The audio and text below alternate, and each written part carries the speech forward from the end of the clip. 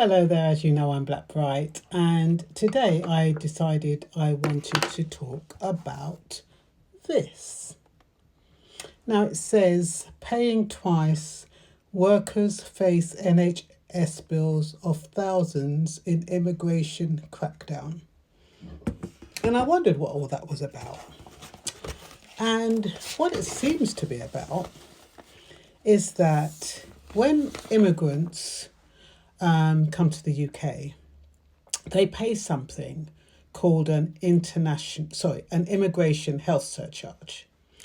That is £1,035 per person, regardless of whether you're an adult or a child, and you pay it for the duration of the visa. So if you get a visa for 3 years or 5 years, each person in the family pays £1,035.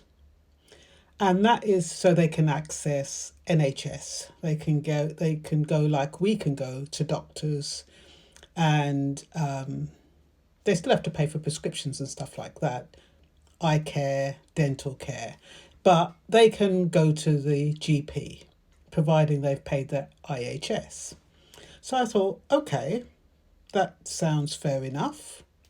Can't have them sponging off the state, even though a lot of them, they're actually paying to be here. So then I read in the same article I just showed you that the immigrants are paying twice. And I thought, what do you mean they're paying twice?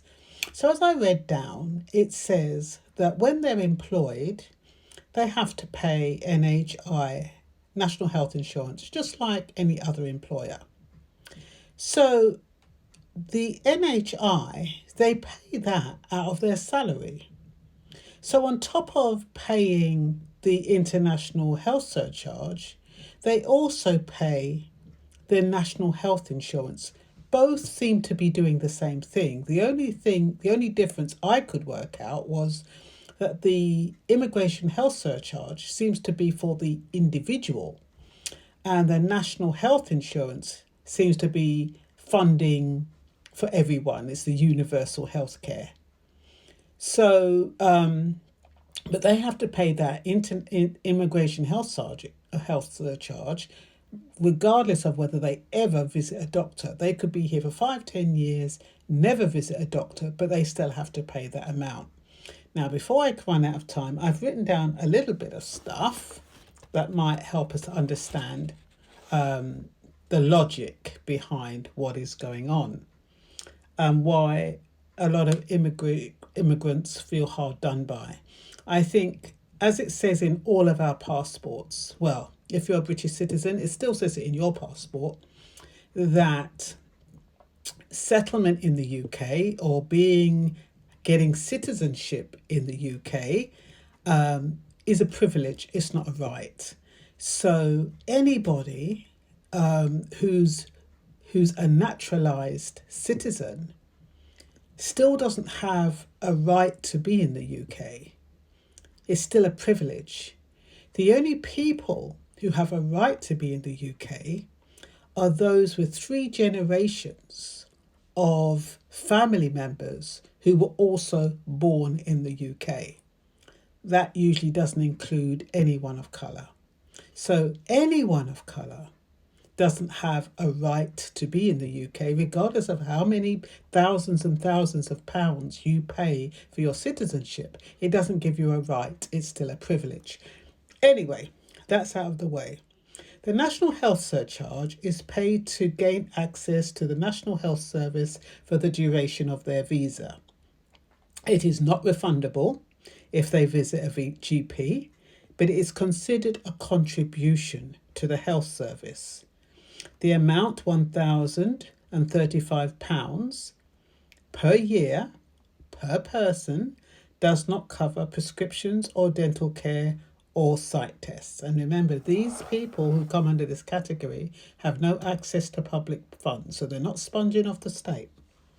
They have to come and show evidence that they have this amount of money. But normally the immigration health surcharge, I keep wanting to say international, the immigration health surcharge is paid up front. as they're paying for the visa. It's a part of the visa application. So they can't get out of it and not pay it. So while it is claimed that immigrants pay NHI, which is National Health Insurance, through the immigration health surcharge, this is not strictly true, because that is what I read. The immigration health surcharge fee is added to the visa application, while the national health insurance is taken out of their salaries. The immigration health surcharge fee seems to be attributed to the individual, while the national health insurance financing system provides universal health care coverage for the whole of the nation, and that's mandatory. So we've got the contribution element, which is the immigration health surcharge, and then you have the national health insurance element, which is mandatory. So the National Health Service is funded through general taxation public funding. To confuse matters, the description of National Health Insurance states NHI is actually the national health system that provides free medical services at the point of use to all legal residents. It then goes on to say the NHS is not funded by mandatory insurance payments, but by taxes. So I'm kind of lost there. I was trying to work out whether the article in The Guardian made sense when the reporter wrote, thousands more skilled workers face having to pay twice for services for 10 years or more, as the government is considering extending the qualifying period for indefinite leave to remain from 5 years to 10 years. Although Hong Kongers, they're likely to be exempt from that. After paying all those thousands, the immigration health surcharge, the immigration fees, they still have to pay £3,029, £3,029 to get the actual leave to remain. I mean, indefinite leave to remain. So you're in the country, you're paying all these thousands of pounds. I think one guy paid 15,000 over 10 years.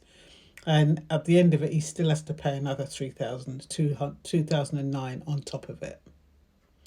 And that's to settle in the country permanently if the application is made within the UK. They have no recourse to public funds, like I said. And settlement, I've said, is in the UK is a privilege, not a right. Now, is it time for immigrants to say enough is enough? Is it worth paying all those thousands now to live in England? I think really these people, they really need to do a study and evaluate whether or not it's cost effective. I mean, I don't see how it's cost effective for them to pay all these thousands and thousands. They have to work all hours in order to pay. They spend all their money on visa fees and goodness knows what else, and immigration health surcharge fees. I don't see how they benefit. On top of that, they have the rent, they have all the other bills that we have to pay. So I think there will come a point where immigrants will say, look, it's just not worth our while. And I think that is probably where we're heading. And I was also put in touch with Island of Strangers, Keir Starmer. And that Island of Strangers, I mean, I understand it, what he was saying, but I believe we became an island of strangers after lockdown. And I think people underestimate the impact of lockdown after COVID, because it made us all strangers. Strangers within our families, strangers with other people. People are still hesitant to confide. I mean, I used to share so much of my personal life before COVID, but I was forced into silence. And there I've remained, like many others, strangers